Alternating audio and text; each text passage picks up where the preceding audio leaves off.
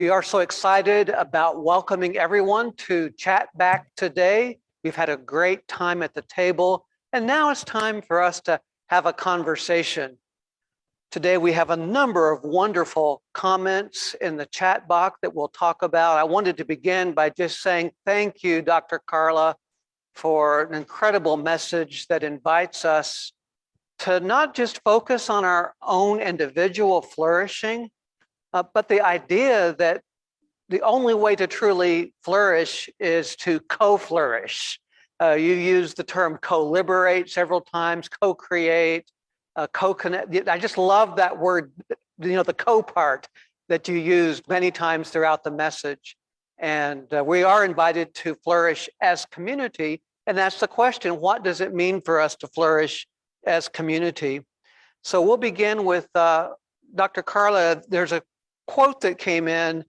It says, it's from Robin Wall Kimmer from Braiding Sweetgrass, which is a wonderful book, by the way, with the line, all flourishing is mutual.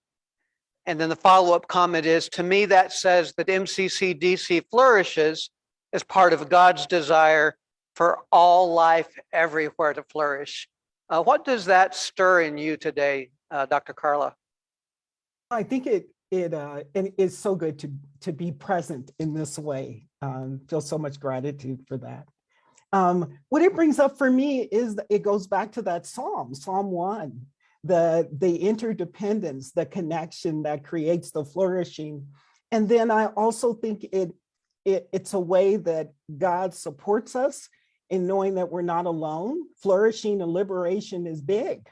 And the idea that it actually is shared by its very nature, I think is a way that God comforts us by letting us know that we aren't alone. One more time, that we have God and we have each other.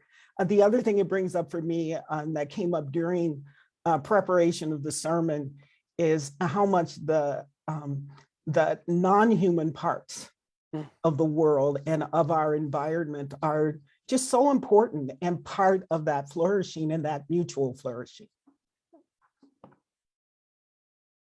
Well, absolutely. And along with that commonality, the next one says, I think we flourish when we're able to spiritually nurture one another, as well as to financially take care of each need, but also have more to share with others outside of the church body.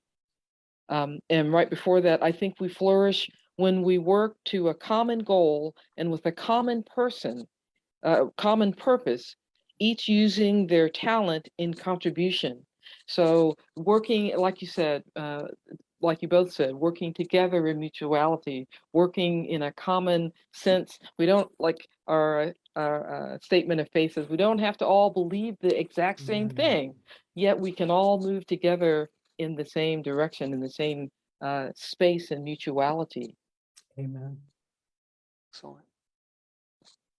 Here's a comment that says it pretty simply. I think we flourish as a community when everyone puts something in the pot. And we all have something to contribute. And if it just makes me think, flourishing is a vessel that is full. And it becomes full as we all contribute our part to that. And if we don't do that, then we're going to have an empty pot. And I love that. I love that comment.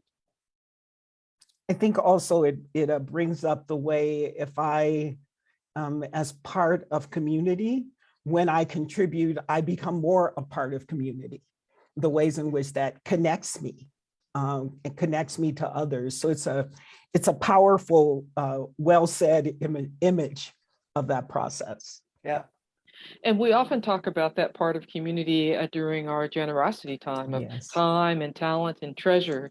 And we can be spiritually nurtured by offering our spiritual gifts. And I'll just put another plug in that, if you don't know what your spiritual gift is, I have tools that can help with that. So please contact me, Rev Cathy at MCCDC.com, to help you figure out what is your spiritual gift that you can, put in, as this person says, put something in the pot, so that our spiritual pots are filled in addition to our physical pots being filled as well. Indeed. Here's another good one. I think we flourish as liberated and liberating community.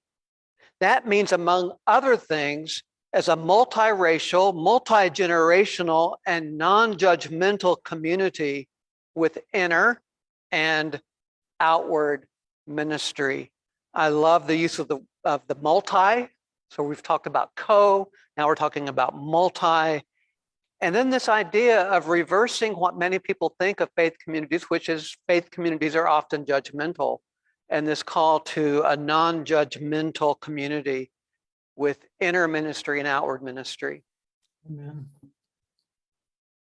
Yeah, that's just a big amen. Yeah, indeed. Yes.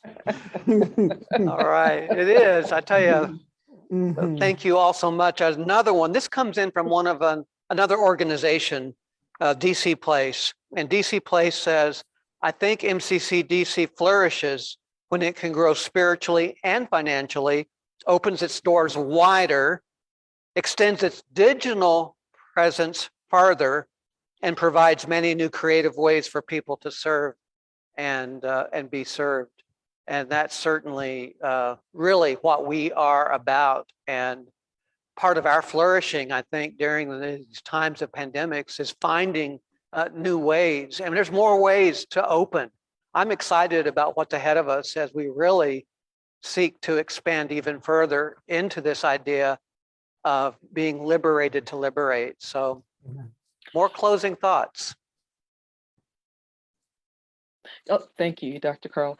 Yes, I do have some closing thoughts. You know, as we've come through, as you mentioned, Reverend Dwayne, the pandemic has provided us some opportunities to think differently and creatively, things we probably never would have done or never would have tried, except that we had to.